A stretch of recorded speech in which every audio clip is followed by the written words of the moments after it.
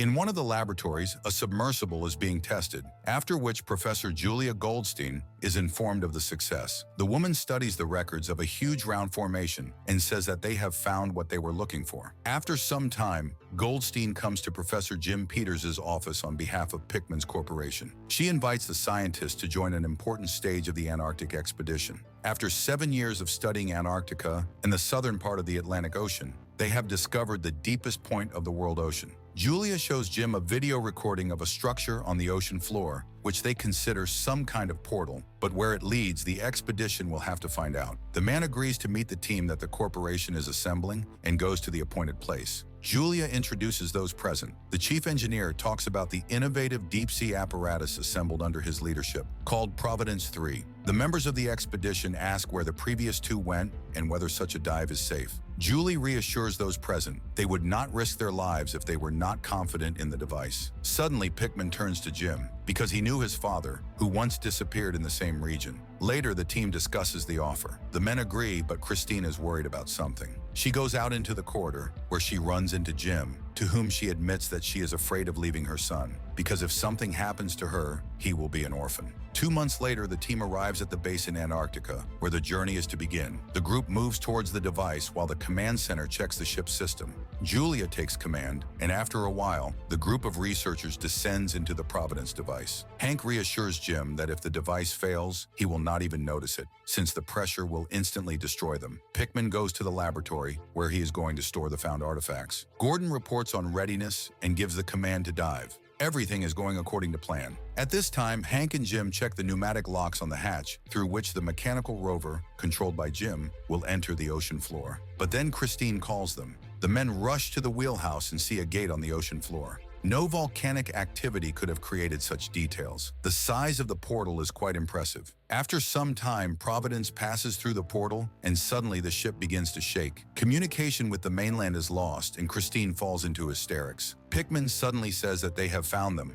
but no one understands the meaning of these words. And then the communication is turned on, and the researchers learn that they have not been on the air for 3 hours, although for them, only a few minutes have passed. But then they are distracted by the sight of huge stone structures located on the ocean floor. These are ruins of enormous size, implying life in eternal darkness and under enormous pressure. Gordon notices something gigantic on the bottom, similar to the remains of a living creature. Julia asks Jim to take samples of this organism, and he goes to the rover. Christine helps him get inside the device, and Hank starts the launch. Soon the device floats out of the hangar and goes to the noticed organism. Jim is amazed by the debris of the ancient city, and the appearance of the dead creature is impressive. He sees that the remains are similar to whale fat, and he himself resembles a cephalopod. But for some reason, the organism has not decomposed. Meanwhile, Jim manages to take a sample, but the signal from the rover disappears, and something huge begins to move and turns into a nightmarish creature with tentacles growing out of its face. Feeling a cut, it begins to create deafening sounds.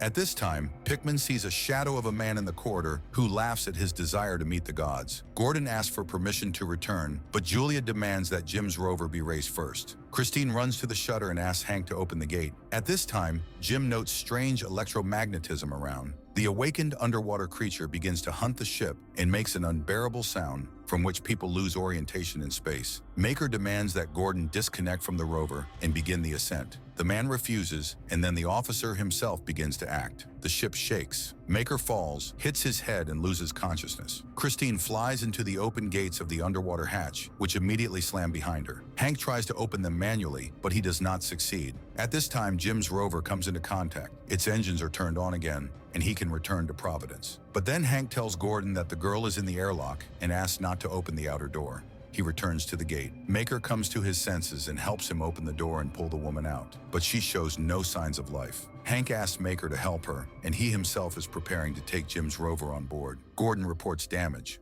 Jim heads to the airlock, and Hank learns about the flooded corridor. After some time, the ship will no longer be able to rise to the surface. Jim makes it to the ship at the very last second, and Gordon dumps the ballast. The ship shakes, and Hank finds himself blocked in the flooded corridor. He calls for help, but Pickman urges him to look at the gods they found, because their minds are hundreds of times superior to human ones. As a result, the engineer dies without receiving help. Jim, having got out of the rover, sees the injured Christine. He helps the girl to come to her senses. After some time, the ship leaves the gate, Gordon reports that the ship has taken on a lot of water, so there may not be enough oxygen for the return climb. Suddenly, the ship begins to shake, and everyone understands that this is the effect of tissue samples of an underwater creature. Pickman suggests that this is how the gods of the abyss call the human mind. This specimen will change everything that people know about life. Then Christine suggests isolating the sample, while no one knows what it is. Pickman takes the box with the sample to the lab. Christine goes after him to monitor what is happening. Gordon asks Jim to monitor everything, because Pickman has clearly gone crazy. At this time in the lab, people examine the sample and come to the conclusion that this is the body fat of the creature, and the sample is still alive. Christine is delighted, because if people understand this property, they will be able to use it in matters of prolonging life. Jim urges not to touch the unknown, because it can be dangerous, but Pickman objects. The organism can die before reaching the base. At this moment, the sample begins to form in the tentacle. Frightened Christine draws the men's attention to what is happening, and they agree to seal the room. Everyone leaves, leaving the strange neoplasm in the lab. Maker arms himself when Julia calls him. She demands that the sample be delivered at all costs. At this time, Pickman secretly returns to the lab and sees that a piece of the creature's flesh is covered with strange growths that look like a plant. The man undresses and rubs his body with mucus from the sample, and then he begins to feel something strange. Meanwhile, Jim and Christine discuss what happened. Christine persuades him to calm down, because it will soon be over. Jim believes that nature is outraged by their intrusion. He believes that Christine saw something that made her enter the water of the loch, but the girl is sure that she simply fell. However, Jim admits that while sitting in the rover, he heard his father's old records playing at the bottom of the ocean. Meanwhile, Gordon sees images of an underwater creature on the monitor screen. Pickman's voice says that it wants to communicate with people. Christine and Jim hear his scream, run to the wheelhouse and see that the doors to the laboratory are open and the sample has increased many times. The girl tries to close the door, presses the sensor and sees that there is slime on her hand. The couple runs to the airlock, where Pickman suddenly appears in front of them, who lets out a piercing scream and jumps into the water. The man and woman try to pull him out, but the doors do not open.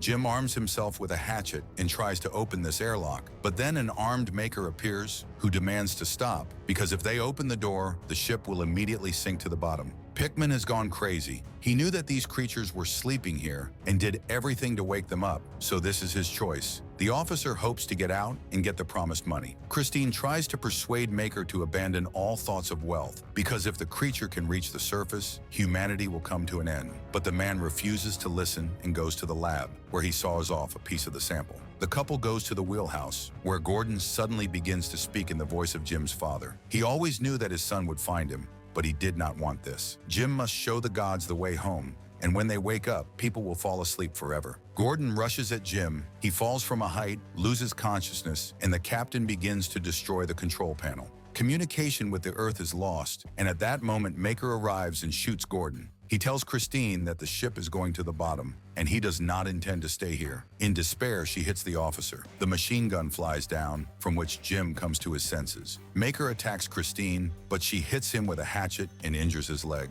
The girl strikes again and runs down. She asks Jim to get into the rover so that they can escape together. The trigger chains are jammed and the girl shoots at them. The gate opens. Christine gets to the rover. At this time, the wounded Maker sees tentacles starting to grow from Gordon's body, and Jim admits to Christine that he cannot just leave the sample. He asks to wait for him and takes a flare. The man goes down to the lab, sets fire to the sample and shoots it. A shadow of a laughing man appears in front of him, advising him to hurry. Jim runs to the rover and asks Christine to go without him, because someone needs to close the gate so that the outer airlock can open. Suddenly, Maker attacks him. The men fight. Jim manages to shoot his opponent. He falls, and the scientists see tentacles starting to grow from his body. Jim returns to the airlock, closes it, and releases the rover. Christine swims out into the ocean, and the man again hears the voice of his father, who calls him to him. 2 days later, the girl comes to her senses in the clinic and learns that she was found in the drifting rover. Seeing Julia, Christine falls and accuses her of killing the crew, because she knew what awaited them.